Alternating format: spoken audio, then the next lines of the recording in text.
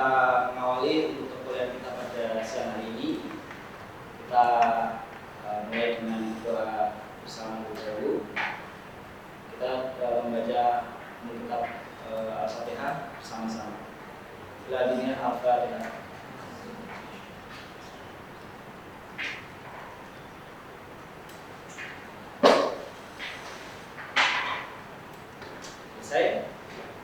Pada siang hari ini kita akan melanjutkan pokok materi kita yang ketiga terkait dengan fungsi dari manajemen itu sendiri. Fungsi ketiga yaitu terkait dengan actuating. Di dalam actuating itu nanti ada dua pokok bahasan, yaitu koordinatif dan leadership. Minggu yang lalu kita sudah membahas tentang pokok bahasan koordinatif. Hari ini kita akan masuk dalam pokok bahasan leadership. Leadership itu sendiri merupakan salah satu komponen penting di dalam sebuah organisasi, di mana sosok dari seorang leadership itu akan menjadi panutan sekaligus salah satu sosok yang nanti akan menjadi panutan dari seluruh sumber daya yang ada di dalam organisasi itu. Jadi untuk lebih banyak mengetahui proses dan identifikasi bentuk kepemimpinan kelompok yang sudah dibuat, silahkan untuk mengidentifikasi dan menggali sedalam-dalamnya bentuk kepemimpinan atau mungkin pengalaman yang pernah kalian alami sebagai seorang pemimpin. Oh, silahkan.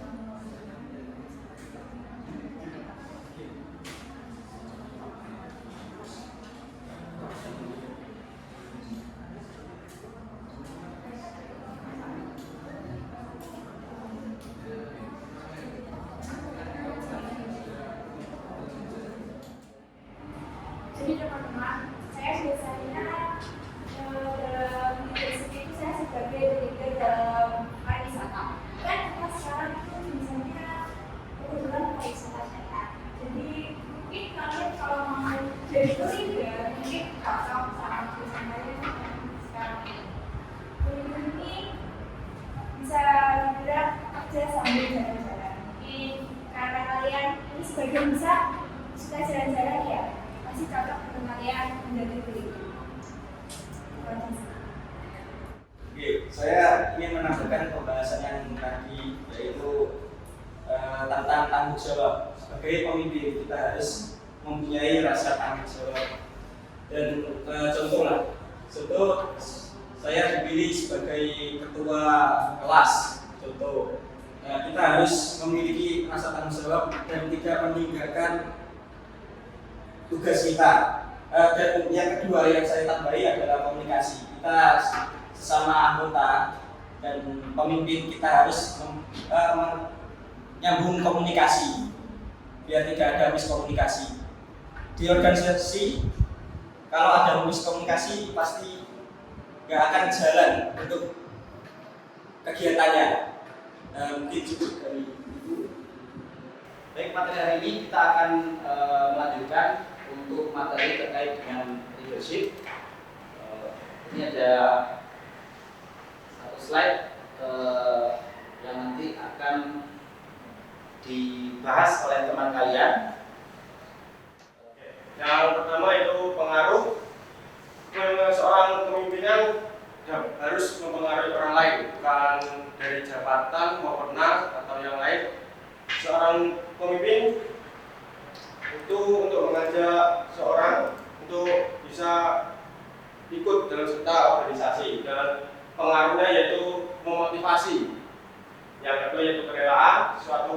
kepemimpinan efektif bila bisa bekerja secara rela dalam kepemimpinan atau semua anggotanya. Yang ketiga itu tujuan kelompok.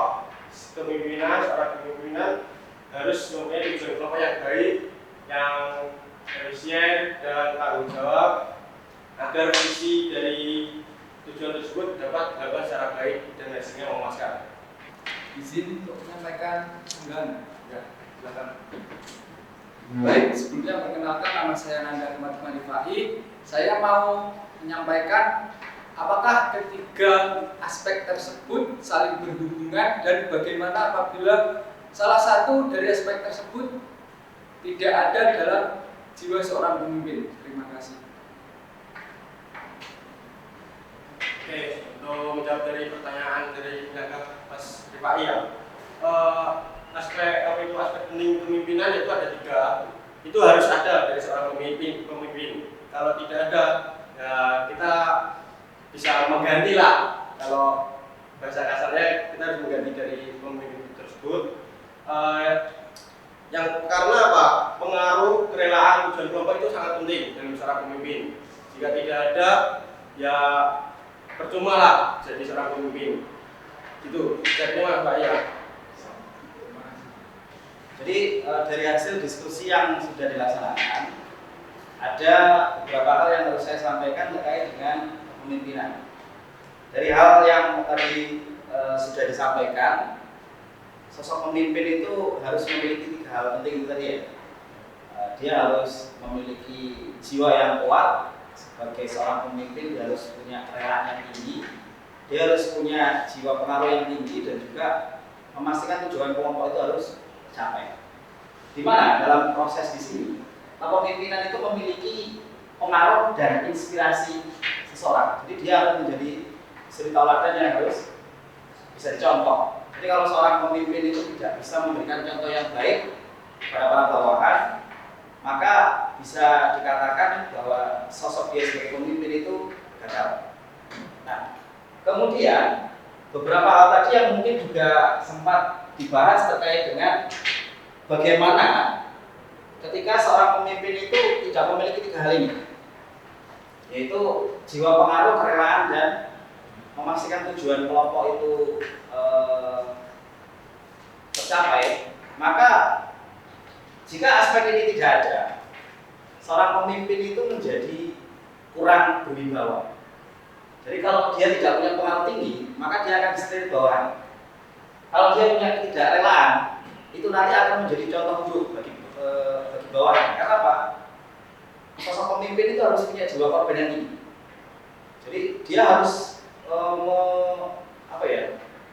dia harus meluangkan seluruh waktunya, pikirannya, dan juga tenaganya itu untuk memastikan sebuah perusahaan itu memiliki tujuan dan mampu tercapai, dan itu harus terukur. Baik, demikian untuk perkuliahan kita pada siang hari ini. Jika ada beberapa hal yang mungkin masih menjadi pertanyaan dari kalian semua, kalian bisa membaca materi yang nanti akan saya share, kemudian juga beberapa referensi yang terkait dengan perkembangan teori, dan ini mungkin ada di dalam beberapa penelitian yang nanti juga akan saya share. Silahkan dibaca, kemudian nanti jika ada hal-hal yang mungkin ingin kalian tanyakan, silahkan dicatat untuk ditanyakan minggu depan. Demikian untuk mengakhiri perkuliahan kita pada siang hari ini, kita baca alhamdulillah bersama-sama. Alhamdulillahirobbilalamin. Assalamualaikum warahmatullahi wabarakatuh.